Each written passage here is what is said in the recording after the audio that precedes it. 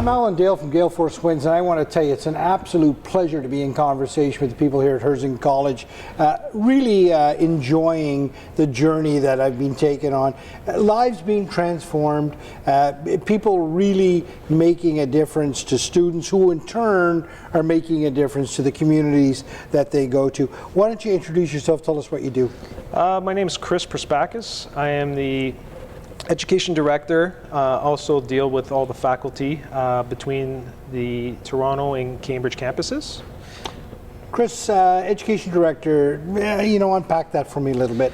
Okay, it's kind of a unique position. I deal with the academic students' concerns and try to resolve the issues that students may have throughout their progression of a program.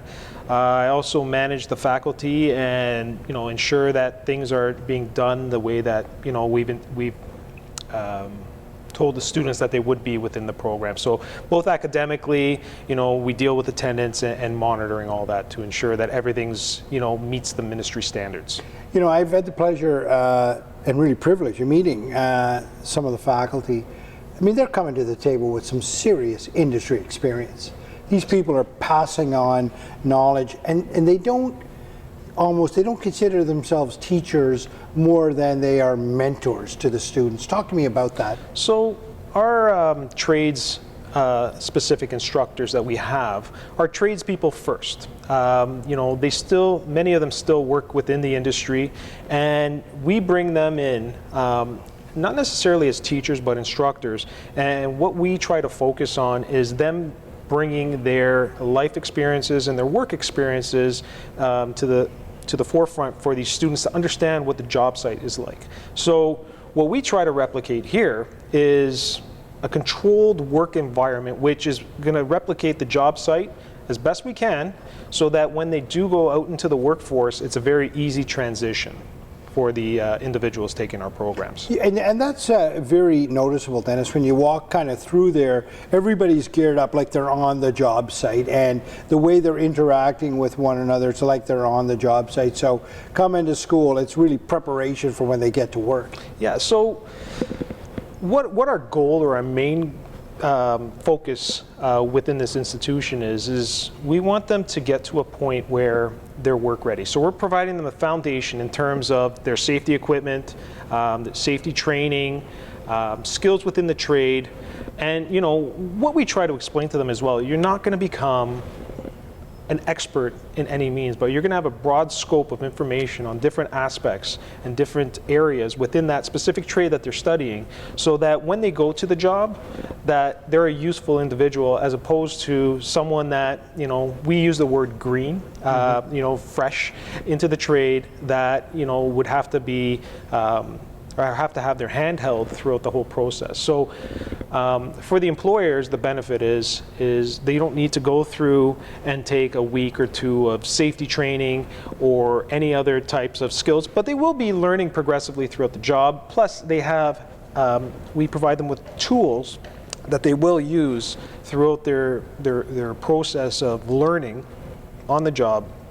But it's not a complete set, because depending on which aspect of the trade that they go into in their specific trade, they're always going to be building their kits. I actually went through, I was cleaning out my basement, and I still have many of my old tools, and I started doing a tally of thinking, maybe I can sell some of these items. I reached 10,000 and I gave up because I almost wanted to cry. It was so much money invested in those tools. Dennis, tell me about it's really on your side of the house over there. It's all about experiential learning. It's about getting your hands into it, doing it, touching it, feeling it, maybe making the mistakes in a controlled environment and learning. Talk to me about the importance of that. So, what I tell them on the first day of all of our classes, we have our students come in, and part of my discussion with the individuals is that this is a controlled environment. Make your mistakes here, because if you make your mistakes here, you might lose a few marks. The better that you do, we pay you in marks. We can't pay you in money. But if you make a mistake out on the job site, what would happen is you might not have that job for very long, or not be able to make your probationary period. Another thing is, with many of these individuals, they're like, or some of the concerns or questions that we get during the admission processes are, why can't I just go get the job? And we tell them, we're not forcing anyone to come here. It's a matter of, you can go get the job. So they go to an interview or potential interview, and what always comes out of it, they always seem to come back because the employer says you need the experience to get the job. Well, the problem is, you need the job to get the experience. Exactly. So what we're trying to do is to bridge that gap and provide them with that foundation that I mentioned earlier to allow them to break into the industry, even at an entry level, but they have more skills than an entry level individual that will help them pursue the career that they've chosen. To sort of give them a little bit of experience, to kind of break that barrier, to give them the head start. You must have a very unique lens where you see them come in the door, sort of, to use your words, fresh, green, and then you see them graduate. Yes. Talk to me about what that must feel like to see them come out the other end. So, I don't know if we've mentioned this in our discussion, but I initially came in here as an instructor many years ago. And, you see the progression, and it's very rewarding for the instructors. I understand as a job, pay and all that is important as well, but, seeing them progress from not having an understanding initially coming into it and, being able to have conversations about, fairly complex items within any of the trades. Personally, I like to go into the classrooms as well to, some of the instructors look at me strange, but I'll start quizzing, just putting some open-ended questions out to the students to make them feel more comfortable because, our instructors are with our students from the beginning to the end. So we're talking in a 24-week program, they're with the same instructor for 24 weeks.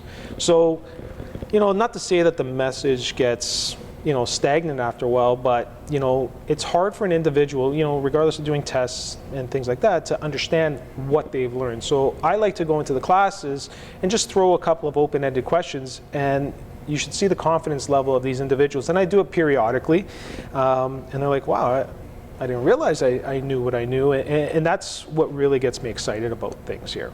Yeah, and I can see why.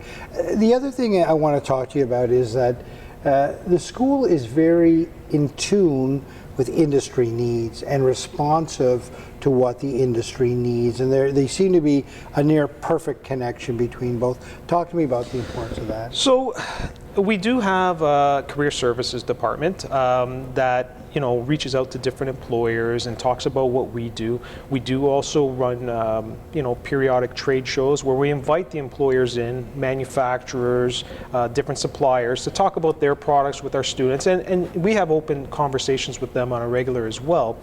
And it's about building the relationship. If we don't have that type of relationship with the outside individuals or contractors, it makes it very challenging for us to meet those needs. Now, is it a perfect world? No, obviously, because you could have, I'll use electrical for example, an electrical company that focuses primarily on lights.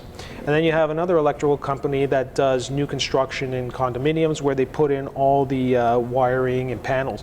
So they're still within the same industry, but their focus is two completely different things. So the lighting company will say, well, you need to integrate more lighting into your program. And then the other company would say, you know what, you need to put in more what they call core line that goes underneath the concrete. Now, you'll find both of them on all job sites, but what we try to do is to give our students a broad scope and give them a little bit of everything, so that if they do go to either job site or the other, then they can perform in that type of environment.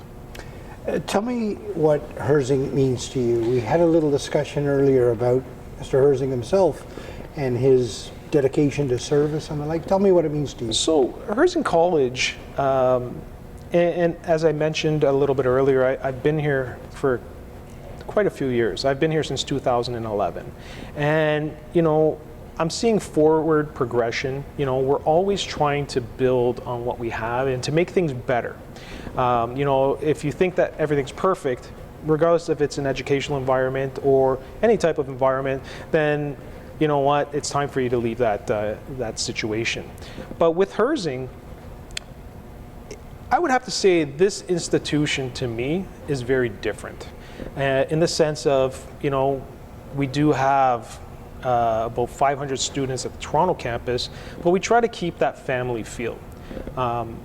What I try to stress to all the employees and all of our staff is that the students come first. They are our customers. They are our main focus. Their success is our success. And it's very easy to say, and for people to kind of turn a blind eye to that. But historically speaking, many of our students that we have are referrals from past graduates that did have the success. Now, we do get negative reviews like anyone else, but at the end of the day, the referrals are what really tell us about ourselves. I don't take the negative reviews the same way as I do with the referrals, because people that have positive reviews of the organization will tell their friends to come and tell family to come, because they're not going to put in a review. People don't want to take the time. They're busy, they're working. When are they going to find the time to put in a review? And that's my interpretation of it. This is more of a family feel. I almost feel like it's a family business.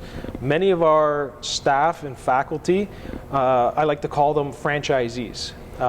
If you deal with any organization that does have franchises, they put their all in it as it's their own business. Even though it's not our own business, we want to see the success of the institution and to see the organization grow, which I will tell you, in just after COVID, that was a trying time for everyone.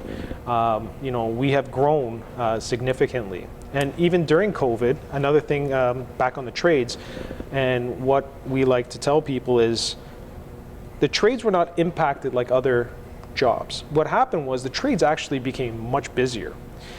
And the reason for that, people are at home, they're sitting at their desk, they're noticing that those kitchen cabinets are not that nice looking. So everyone started doing all these renovations at home. They noticed that the heat's not heating as well, or the water is dripping somewhere. So what they've done is they've actually, the industry ballooned, and there's more of a need for people to get into industry to do that. I really appreciate your perspective. Enjoyed the conversation, and thank you for doing what you do. Not a problem. Thank you.